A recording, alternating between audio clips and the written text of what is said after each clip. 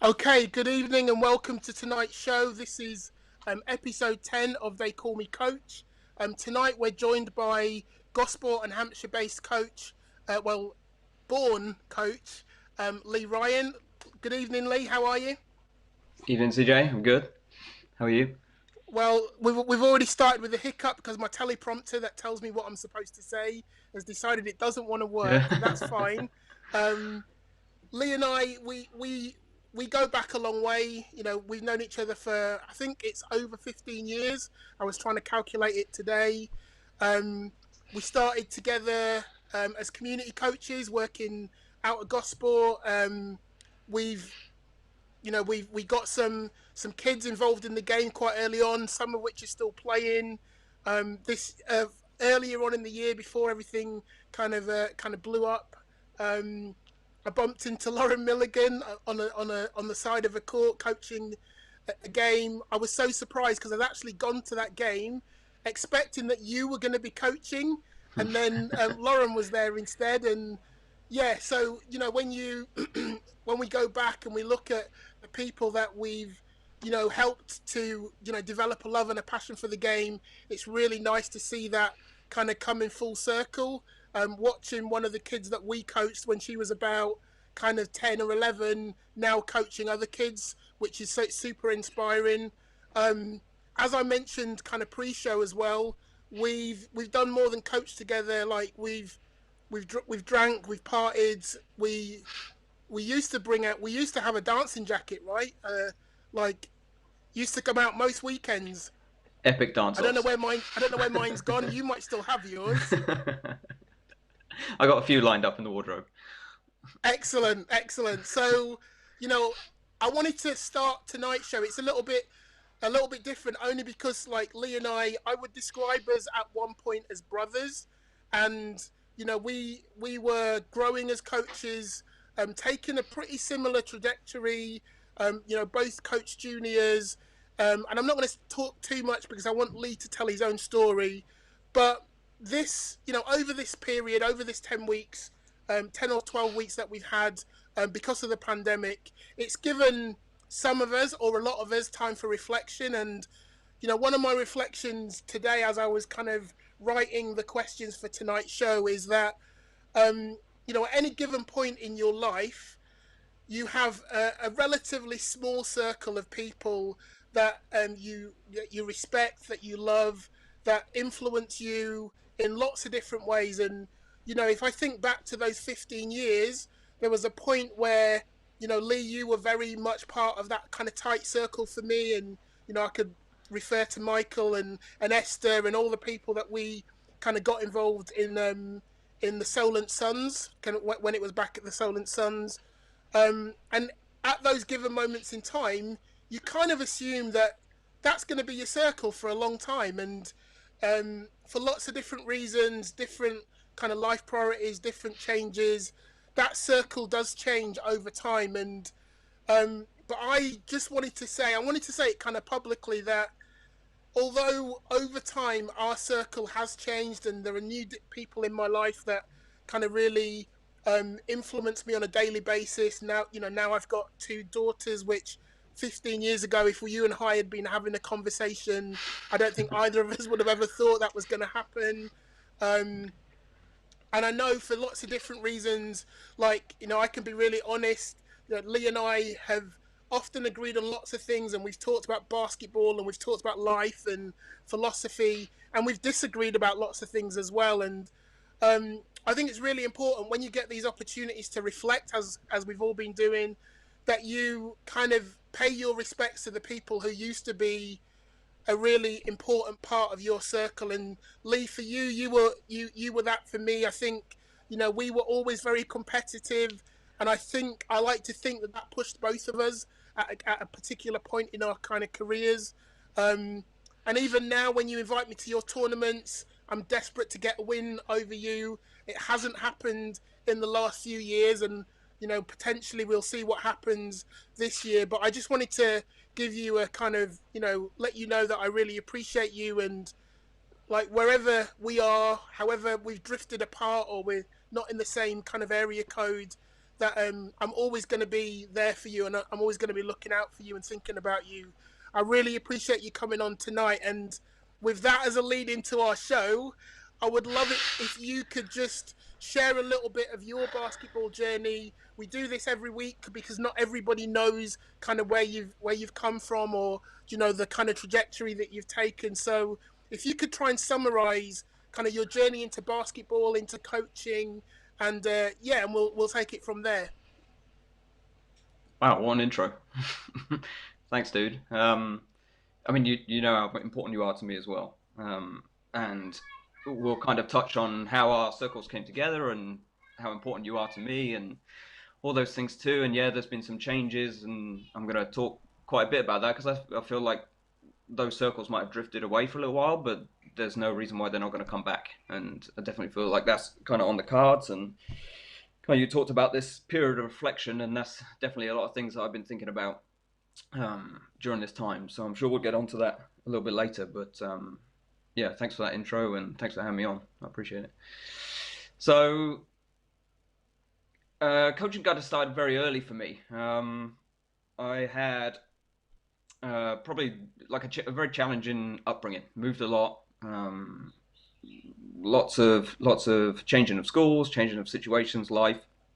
Didn't have any male role models in my life when I was growing up, which was tough. And then when I found myself at kind of senior school, I was already a sporty kid, played multiple sports at a reasonable level, and it was there that I met a group of PE teachers that really kind of were my first influence, my first kind of male role model, male influence, and just happened to be within the world of sport. And that was obviously when we landed in Gosport and ended up staying there through my kind of senior education. And we had a PE teacher called Alan Boniface who happened to be a commissioner for BE at the time. And even though there was no club opportunity, our school really invested in basketball. And I think that's kind of where the love for the game started for me. And it was those kind of role models that really pushed that on to thinking about it becoming a career. So you're probably looking at 12, 13 years old that I was already kind of dipping my toe into the world of coaching whilst playing. And I had aspirations to be a pro player in any sport that I could do. I was trying them all to get it done.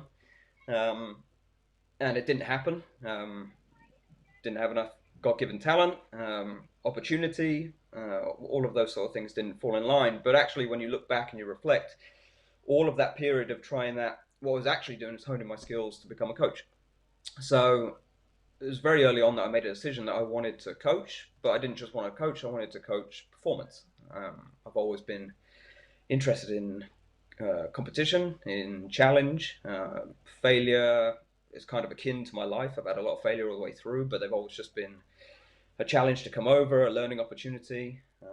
And I think that's kind of when I realized through senior school, through playing, that my gift was actually the ability to learn, the ability to take information and then relay that to other people and help them. So I was coaching athletics, I was coaching sprinting, I was coaching some basketball, whilst playing at the same time. And at the time, everyone was saying you need to be a PE teacher, you need to be a PE teacher, because that was the sporty job that existed. We're going back away now. There was no professional pathway in coaching, but it's not what I wanted to do, because for every me that I wanted to, I'd want to be a PE teacher for, we know there's two or three others that don't have a desire to be there, or they want to just be there for fun, which is fine for them, but that's not something I want to be put in front of and be made to have to coach. So ridiculous amount of respect for teachers. I mean, it's crazy. I could never do it based on my personality, and I see them day in day out at Oakland's, and a huge amount of respect for those that step into that career and stay in it. So I kind of took a couple of years away from. I didn't step away from coaching, but I stepped away from kind of thinking sport was going to be my future, thinking it was going to be my career. And then the very first coaching degree came online in early 2000, and that's when I jumped on it. I just saw the opportunity and I jumped on it straight away. So I went to Chichester to study coaching in that very first class, and it's just kind of kismet really that in that first few weeks there were sign-ups to do coaching courses. And I did a first couple of coaching courses with Mickey Byrne, who everybody down in the South knows Mickey. And at that time, Mickey said, "Oh, this guy's just moved to Gosport, to your area. You should go and meet him." So I just went along to one of the senior schools in the area and walked in, and Michael Ball was there, and he just moved down to the area to become partnership development manager. So it's just one of those things that I was patient enough to wait for the opportunity. I didn't settle, and we've had many conversations before. There's very few things I do settle for. Um, so I didn't settle, and I waited for the opportunity, and as soon as it came, I took it. And it wasn't just that I got to do a coaching degree, it's that I met Michael within the same couple of weeks of that happening. And so obviously from there, it was full on. I mean, I'm doing a full-time degree, but I was being a full-time coach at the same time. So obviously we hooked up with you and Linny as well, and then we put together that team out of nothing. We linked it over with Solent. Obviously, under the Guymans had developed a really strong program, but there was no women's opportunity. So together with Michael, we created that women's opportunity, and then the next kind of 5, 6, 7 years were great. I mean, we just, like you said, started in community, which is where most people have to start to earn a little bit of money. Doing that whilst I was studying, had the opportunity to progress that into an academy. And the academy was an interesting one because it was a tough school, a really tough environment where they're trying to help kids kind of stay on the right path. And I just felt like my journey and the things that I'd done, I could help influence those kids. And I absolutely loved coaching every single one of those groups, the boys and the girls. Still have good relationships with some of those kids now. And it's great to see them go on and have great careers and lives and families and things, and knowing that you're a part of that. So I really enjoyed that period. But even through that whole period, the thing that motivated me the most was the seniors, was working with elite level juniors, ones that wanted to be pushed, ones that wanted to be challenged. Um, and yeah, I just kind of found my niche and thought, well, this is where I want to be. And then during that period, I did a course and then had a relationship with a really great British coach and a coach development guy called Mark Dunning. And Mark became a little bit of a mentor for me. And I mean, Mark's the most realist guy that you're ever going to meet, and he just said it to me flat: "Look, you're not going to become the coach you want to be by just staying in this country, just by learning and staying in the bubble and the world you're in right now." So that really kind of got my cogs turning and got me thinking about what is it I need to do. So I think that's probably the start of the period where I started to branch away from what we had going on down in the south. So those last couple of years that I was down there was the real start of my kind of performance to elite coaching journey, I'd say. Excellent. So, Um, where does that take you from? Because towards the end of that time, you started to look at working with national teams as well. How did that happen? yeah. Well, we obviously had success with the women's team that we created down there. In the old Division One, we had multiple back-to-back Final Fours. Did a good job at juniors, producing players, like you said. And then I started to take some opportunities to get abroad, like Mark said. So I spent a number of years just traveling. I went, like, jumped on planes, got in cars, used every opportunity I had to go and challenge myself, and got in front of, lost count, a dozen or more national team programs. I just said, look, I'm an English coach.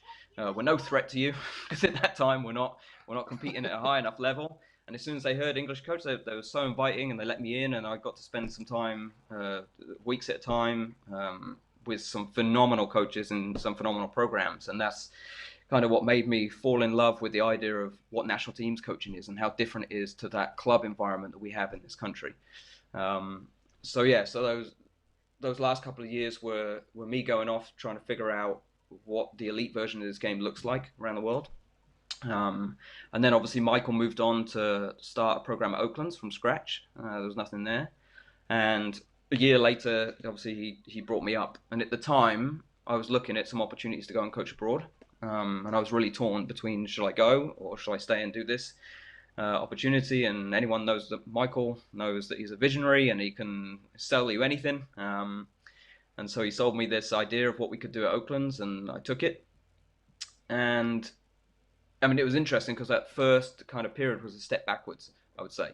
So going from the academy that we built up at Solent and playing Division One and doing all those sort of things at that time, to go to an environment where there was no teams, no competition, just 7 girls in the first year, no boys, was definitely a step back. So I think at the same time as doing that, I needed a challenge, and that's when national teams kind of dovetailed with it. So I ended up working with the under-17s for a bit, and then spent 6 years working with the under-18s for England. Obviously, Michael a couple of years with Len, and then a couple of years as a head coach. So I think that kind of filled that void of needing that performance environment whilst we're building what Oakland's has become now, which obviously anyone knows the program went from those 7 girls to there's over 90 students now involved in the academy. We've got mini kids trained 3 times a week, which is obviously more than a lot of club teams do, and that's 8-year-olds and 9-year-olds, and all of our 12s, 14s, 16s, and our development teams, they all train 3-4 times a week. And then obviously it built us towards a position where we grew so much and so big that the competition standard that we were in at the time, which was Division 1 women with our girls team, so a team of 16 and 17-year-olds, and we went undefeated the entire season until we met you guys in the final. And those girls constantly keep going back to me and talk about that game. Gutted that they didn't manage to finish that season undefeated. They won the trophy, they won the league, and then we just had a mare against a really experienced Solent group, which is going to happen when you're kids. But at the same time, that turned into a really good learning experience for that group, many of which obviously played national teams at the same sort of time, which kind of made that decision to stay and build something that's been really worthwhile now, because we've put ourselves in a position where we're actually creating something in the UK that's rare. It doesn't really exist very many places. So yeah, that's kind of that national team journey. Why I got into it. Phenomenal 7 years. Absolutely loved it. From spending time visiting national team programs and getting in front of coaches. Once I was in the national team, it's part of that experience. Every summer it's a grind, it's really hard work, it's exhausting, but it's unbelievably rewarding. You get to spend time with just a group of tremendous coaches and you make really good connections. Everybody's so open, and even though we're all competing against each other and we've got aspirations to be promoted from Division B or stay in Division A, it's a really good coaching community when you're involved in those national teams. So I loved every single year of it, and I didn't stop the challenge then, because now I was immersed in that environment. I thought, well, how can I get my kicks? How can I move on? How can I push myself as a coach now? So I took a different tact, which was I started to get on a plane and go to the States regularly, and just cold call coaches and say, look, now I'm a national team coach. Can I come in and get in front of you? And as soon as you say that, and they've got an idea that they could potentially recruit your players, and they open up, they lay out red carpet. And I had some phenomenal experiences up and down the States, walking into some crazy college programs, and yeah, just unreal. So it's one of those things that I've constantly found myself pursuing performance and pursuing the elite and trying to figure out what it is that makes those programs tick and what's special about those coaches. So yeah, I invested a lot of time in that process. Excellent. Well, look, I want to take you, I don't know if it's back or forwards, but I want to take you back to the beginning of your journey going into the BBL. So we just talked about the season where you were pretty much unbeaten bar one game. And I think that's the season that you made the jump from Division 1 to WBBL. Is that right? No, and that's an interesting story, and it kind of fits with our kind of ethos and what we're kind of about at Oakland's, is that so the WBBL and BBL are a franchise league. If people don't know that, so you have to make an application, and it's no promotion or relegation. So we had that season, really successful season. We made the application to go into franchise, and we were denied in that year. So we were actually turned down at the first attempt. So we had a bunch of girls that were obviously very competitive and needed to get pushed, and that's the reason why we decided to make that jump, because Division 1 wasn't a challenge enough. And so we actually sent 3 girls across to Brixton. So we actually pulled our team from Division 1 after going nearly unbeaten for a season to allow those kids to go and get that taste of playing WBBL. So we sent 3 players down to Steve Veer to go and play at Brixton that year, and we just played at some competitive opportunities around their own age group for the rest. And then obviously we applied the next year, and then we managed to get in.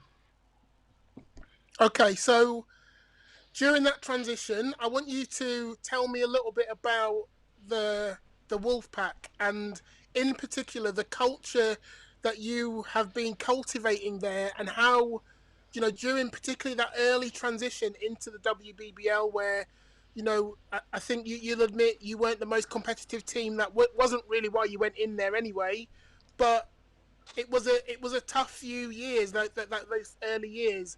So can you just talk a little bit about the Wolfpack, the culture, and how that maybe kind of helped you and the players kind of ride the waves of those first couple of years in the WBBL?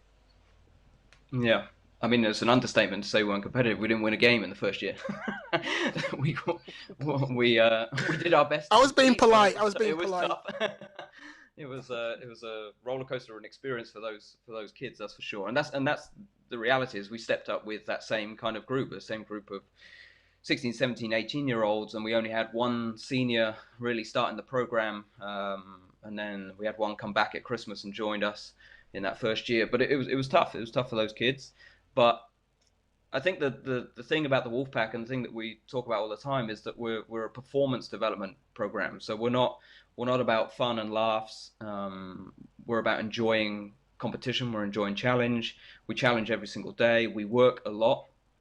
We spend far more time on individual player development and small group work than we do on team practice, well, particularly back then. And yeah, it was difficult, but I think the players just embraced it. They were so used to that culture and so used to us preaching it, whether we were playing under 18s or whether we're playing college level, whether it's boys, whether it's girls. We just instilled a mentality that this is about what's going to be in the future for you, whatever that is you want it to be, whether it's going to the States, playing pro, staying in the UK, whatever that goal, aspiration might be, national team, obviously.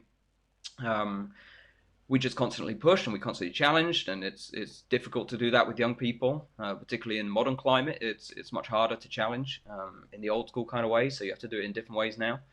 But they embraced it, and that's the most important thing is that they went with it and they didn't falter. They didn't take a step backwards. They just kept looking at it as another opportunity to get pushed and another opportunity to challenge themselves. And I think that group in particular, that couple of years, when you watch what they've gone on and done, what amazes me is that any obstacle that they face now in life or in basketball is that they've been able to succeed. They've been able to take an avenue of being successful. And obviously, like I know you had Steve on. Obviously, Kyla's a great example of that group and the challenges that young lady had in the last 12 months. And she's made some brave decisions, and she's going to go on and be super successful in whatever she decides to do. Excellent. So just give, for those people who don't know, because I spoke, probably on our second show. I talked to Curtis Xavier, who's now working out of Birmingham Aston Basketball Academy, and we talked about this idea that, in the UK academies don't all look the same. Like you mentioned the word academy, and as a parent who's maybe just getting into kind of serious sport or serious performance level sport, they might have this idea that all academies look pretty similar. So can you describe a little bit about what does life at an academy look like at Oakland's? What does the week look like? What kind of things do you do which are different to any other normal student coming into that environment? Yeah. I mean, obviously, in terms of being an EABL and a WABL academy, we're regulated. So that's the first difference. Is that it's a BE accredited program of 14 programs across the country, and there's a qualification that goes alongside it for those that qualify. So those on the regional or national pathway can get involved in what's called a DICE program, so a diploma in sport and excellence that goes alongside their normal study. So that's the first kind of separator is for those that are like looking into this step and looking at what it is that, like you said, there are hundreds of places that say academy on it, but which ones are accredited, and then obviously which ones deliver the type of environment that you want. So there's different environments. Ours obviously links with a pro program now, so there's an opportunity to really get pushed at the highest level. There are other ones that play at the Division 1 level, and put their academy team in there, which is a great competitive level for 17, 18-year-olds. And that level's improved, which is great to see since the formation of WBBL. It took a hit in the first couple of years, but since it's grown and it's become a really competitive league. So it's doing your research to figure out what level it is you want to kind of pitch yourself at, because they're not all equal. And then when it comes to the delivery model, again, we're all slightly different, but it's full on, it's every day. And because we're accredited, the difference is you've got a certain level of coaches working with you every single day. So there should be shooting, there should be individuals, and there should be some kind of team element going on in every single day around your studies. You also get strength and conditioning delivered by performance strength and conditioning coaches. And obviously, like back in those days when we were there, I used to throw my hand in at personal training and do all that sort of stuff for all our players at the same time. But that's been really good to pass that on to somebody with much more experience and ability to help drive and push players through. So, and then you've got physio and the wraparound support of the academics and all those sort of things. So there's a big separator when it comes to those accredited institutions and the amount and the volume and the body of work that they're doing with players on the floor. At Oakland's, we just take a slightly different kind of view, that our performance end of our program, which I manage, like I said, we do a lot of breakdown work, we do a lot of small group work with those guys, and we kind of save the teamy element to the National League, to the WBBL. Just because we feel like the Wednesday opportunity is a growth one. They're playing against their own peers. They've got an opportunity to express themselves, show some things, bit of trial and error, which is a great way to learn. And obviously, the only real test is the game. So it's great to use those Wednesday games as those opportunities. So we look at those games to be competitive in every game we do, but we use it as much more of a kind of a performance analysis opportunity to have a look and reflect on where we're at. And then when those that are able step up to the WBBL, which looks quite different now. So obviously we're about a 50-50 split between professional players and then the academy players, which is a far better model. Trying to do it just with academy players is very difficult, and it's probably doesn't give them the most learning because they don't have somebody that they're going against every day in practice that's pushing them. But also they need to learn the ability to compete and win. So having senior players along with them in games teaches them those things, whether they're being successful at the end of the day or not. It's the habits that they're learning about being pushed and about how to win. So our setup is much better right now. So it's an interesting dynamic. It's an interesting dynamic in the WBBL where you have the likes of us, Barking, Caledonia, that probably label themselves as kind of performance development programs within that league. And then you've got half a dozen that are university based. So they're obviously on a kind of 2 to 3 year cycle of players trying to maximize their ability and help them in that middle transition period. And then you've got a couple of club programs. But I mean, I know you had Len on here a few weeks ago, and the ironic thing about the league at the moment and the area it's got to go to is you've got Len, who's undefeated and won back-to-back, and he's telling you he trains twice a week mixed with under-18s with his senior group, and yet we're doing 20 hours a week every day, train 4 times a week, but we're doing it with a lower level group and a lower level talent. So, but we know it's the right environment. We know we're setting them up for what's next in their career, and the level of talent will only increase and improve as that program moves forward and as we continue to develop. Cool. So you've actually answered a couple of my questions, because I was going to ask you about, what is it like trying to manage that kind of that dual pathway of the WEBL and the WEABL. I always pronounce that incorrectly, and the WBBL. But you've kind of covered that, and then you talked a little bit about the fact that in the WBBL there are lots of different structures. So, like you say, you've got your university-based teams, you've got your totally pro teams, you've got your your situation. Are there, we actually spoke about this maybe a couple of years ago. Are there any other structures that you look at and you think we could still do with being a bit closer to that, or we could take a little bit from what they're doing? Are there other kind of, not in terms of their output, the final product, but in terms of the development process and structures that they have in place, or administrative structures, or the way that they've managed to buy in with commercial partners? Are there any other teams that you look at, and would you tell me what those are? Yeah, I mean, brutally honest, there's not many in the UK that we've got to look at, particularly on the women's side. I mean, the league is trying to make strides forward, and it's moving. It's not moving kind of quickly enough for what I would like, to be honest, in terms of commercializing the league, trying to get it to that next level of professionalism. But it's definitely got a working group that's doing some good stuff. Julie Koppel, who plays at Sevenoaks, was appointed this year as our first kind of representative that was employed by the league to go out there and get all this information. So it's really going to be interesting what she comes forward with for us in terms of suggestions. I think the first thing we've got to do is look at the BBL. So they get bashed a lot.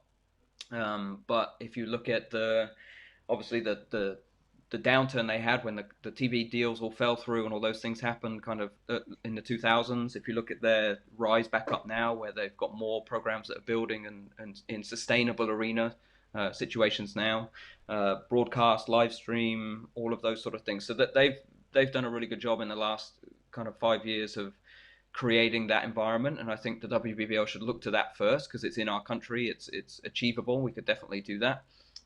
So we need to be working towards that. And then I think the next thing to look at is why not shoot for the top? Why not look at EuroLeague and Eurocup types programs? Because it's interesting when you look at those teams how successful they are, that their models are where we've tried to get to right now, which is it's kind of 6, 7, 8 high level players, and then the rest of them are locals and youth, and they don't get opportunity to play. They're not put on the court in those games in those situations. They play some limited time in their own domestic leagues, but it's a phenomenal learning environment for those kids. So I think the struggle we had is we tried to have a 3-tier situation when we first became WBBL, which was to have a group of WEABL, a group of dual WABL and WBBL, and then a group of senior players. And that I think was a failure because no matter which way you pull, somebody's getting left behind. It's too big a jump from the WBBL down to just your WEABL group and academy. And I think that's where you give Leicester and Charnwood some props, is that they decided to, on the mass, put their WEABL into D1, which is a better environment for those kids. They're still being pushed and challenged. And then it's just the odd one kid that can really step up and be involved in one of our top teams in the country. So we moved away from that model, and we've basically identified kids that we believe can be pushed for minutes, and they're involved in our WBBL squad. And if not, then we have a Division 2 program now with the University of Hertfordshire, which we hope to become Division 1 in the next couple of years. So we can follow that kind of program, that kind of model. And then the idea is that we're open about it to our own players, and we talk about it all the time. We want to get to the stage where it's virtually impossible for a British kid in a national team to find court time in the WBBL, because if they can, and if they're in that position, the last one to really do it and earn it is probably Holly at Leicester. Then you know that they're the real deal, and then you know that we're producing future national team players, which I hope is kind of in some degree all of our responsibility to produce, that are actually going to stand the test of time. So at the moment the league isn't quite there for that, and that's what I'm pushing for, and that's what I get on to Michael about a lot, is how can we get there, how can we push this level up, how can we get us to a situation where the challenge is so tough that only the top ones, the ones that really want to go after it, can get there. And the interesting thing that I found in the last couple of years is it's not the ones that have the talent before they come. It's the mentality. It's the ones that want to work. It's the ones that want to be challenged and aren't afraid of failing. Those sort of things are the most important things for me when I look at potential players for the WBBL, because their growth is exponential. Once you throw them in that environment, they thrive. But if you take somebody that's got some talent but wants to be in a comfort zone and put them in that environment, they really struggle. So that balance is what we've kind of worked on, and we're getting there year on year. There's a lot of off-court stuff that happens to go towards that, to try and be as competitive as you can be. We just had a new facility built for our academy students, which in turn should free us up some accommodation, because it's expensive to live in St Albans. So we don't have to put a vast majority of our budget towards housing people, so we can start to level up the senior players that we come in. So all of those things they're happening. I'm just in a hurry. I want to get there. I want to do it now. As usual, as usual. Yeah, Well, as look, always. let's before we end the show tonight, I want us to just kind of root us in the here and now. And obviously, we're in the midst of a pandemic, and it looks like we're on the right side of the curve, and barring any kind of second wave of excuse me of a rise in the pandemic. We're working with Basketball England. They've just released their return to play kind of guidelines. Just for you as a coach, um, what do you see as the main challenges? I mean, I don't know like whether how much contact time you would normally have, or whether you're having more contact time with kids because they're so desperate to be on the floor and the season was kind of curtailed early. What have you found the main challenges to be?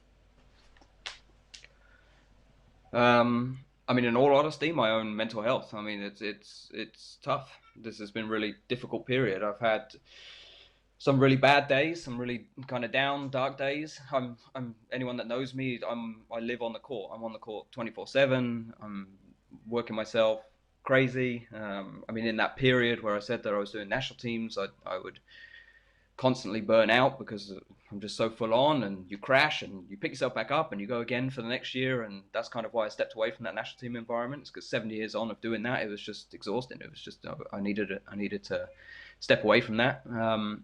But this is totally different from that. It's different than being able to do what you want to do all the time and getting to the point where you fatigue doing it.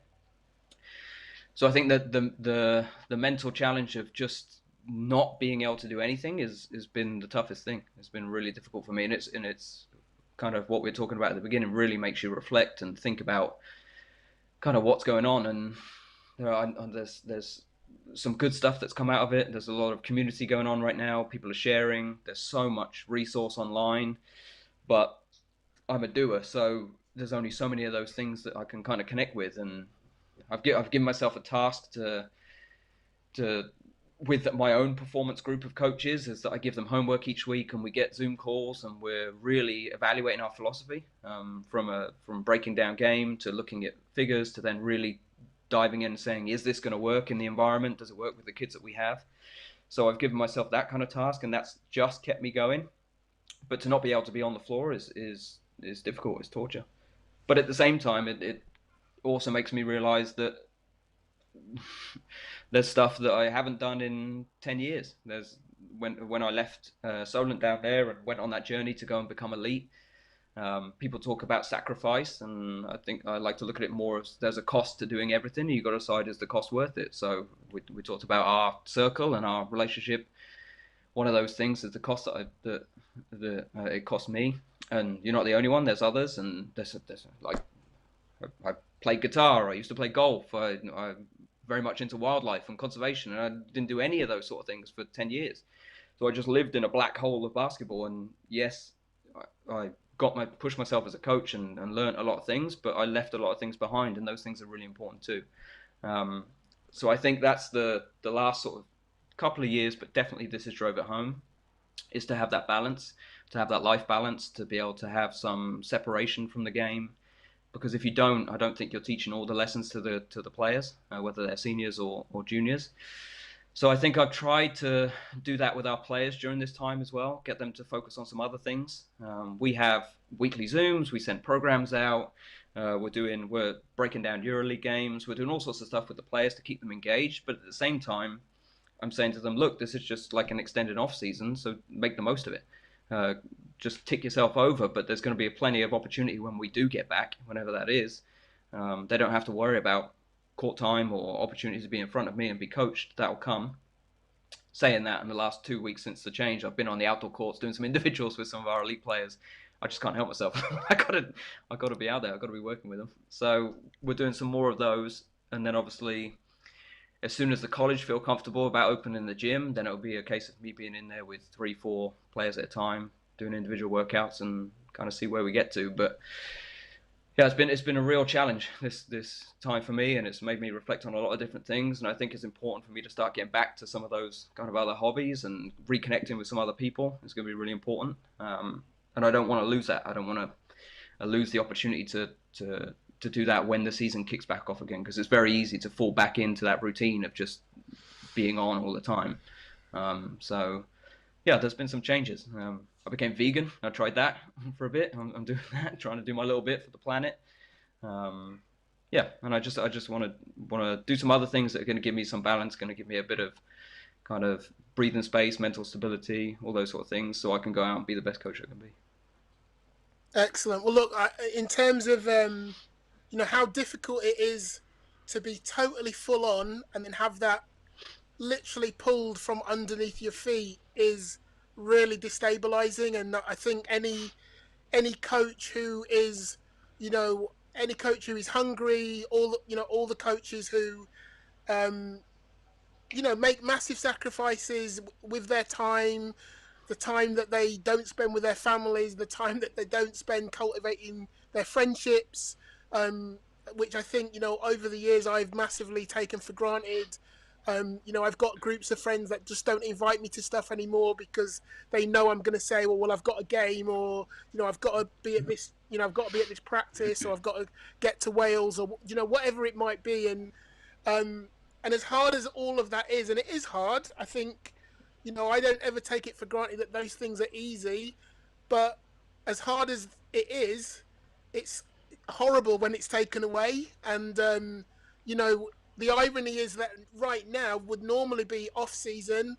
And this would be the bit of the season where I would actually, personally, I would need a break of at least kind of 4 to 6 weeks away from basketball, and I force myself to do that every year. And that's tough, but it's necessary because, like you just said, if you don't do that, you risk burnout, and burnout's something none of us really want to experience, full on. But it's very different as it is now because we're not choosing to be off, and Yeah, we don't necessarily know how quickly we will get back to the practice floor, to seeing our kind of students, to, like you say, to not just, I mean, getting online, like even this is, it's a nice thing to do, but it's not the same as, meeting up or going to an event where you catch up with half a dozen coaches you haven't seen for the last 2 or 3 or 5 or 10 years. So I'm desperate to get back to that situation, but equally, like you, I'm trying to make sure that I don't regret the time off that we've been forced, this forced hiatus. I don't want to miss opportunities to reconnect with things that otherwise I wouldn't normally do. And fingers crossed we'll never have to deal with another pandemic in our lifetimes where we're forced to be off the floor. Um, but I think that thing about balance, about recognizing what those things are, but making sure that once we can get back on the floor, that we don't leave those things behind, and it's another 10 or 15 years before we reconnect with those other important things in our life. So, one of my, definitely. definitely, following what I said at the beginning of the show, one of my things is to make sure that I reconnect with as many people who have meant something to me in my life, not just basketball, but just in my life generally. Um, so that's partly what I've been doing with the show. That's quite personal. I want to make sure that I make some time for those people that have made an impact on my lifetime. Um, Definitely within basketball, there's no end of those people. And I'm really sorry for anybody who can hear the running in the background. This proves it's a live show. One of my daughters has somehow escaped into this room.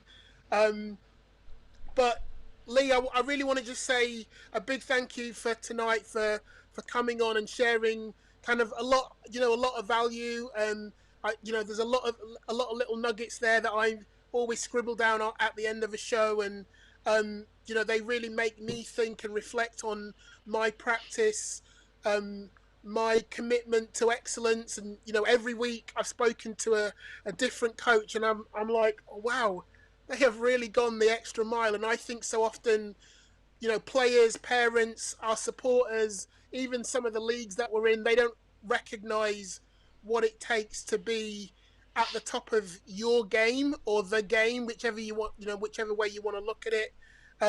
And just listening to that story again, there were things there that I didn't know that you'd done, and had gone to those lengths to be the best version of yourself, and I really kind of respect and appreciate you for doing that.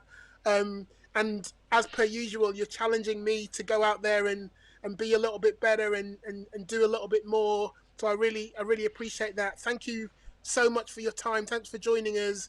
I hope you'll come back. I hope you'll come on again. Oh, definitely. Yeah, thanks for having me. I mean, it's great. I love these things that you're doing. You're putting yourself out there, CJ. It's really good. You always did, um, and I love you for that. So I really hope that we can use this as an opportunity to kind of reconnect more so than we've done in the last few years. That'd be really cool if we can get back to that situation. And look, when this is over, I'll drive down there, give you a big bear hug, give my love to Linny and the kids. I can't wait to see them. Yeah, I just think it's a great opportunity for us all to reflect and think about what's important for all of us. And basketball will be there, and we can all get back to it as soon as possible. But let's use the opportunity to think about what else is important. Excellent. Well, look, thank you very much. Thanks everyone who's tuned in on the live show. Remember, you can always catch up on this episode and other episodes on the Upstream Media family, YouTube and Facebook. On my own Facebook, on my own YouTube show as well. Thank you so much for your time, and we'll speak to you next week. Bye.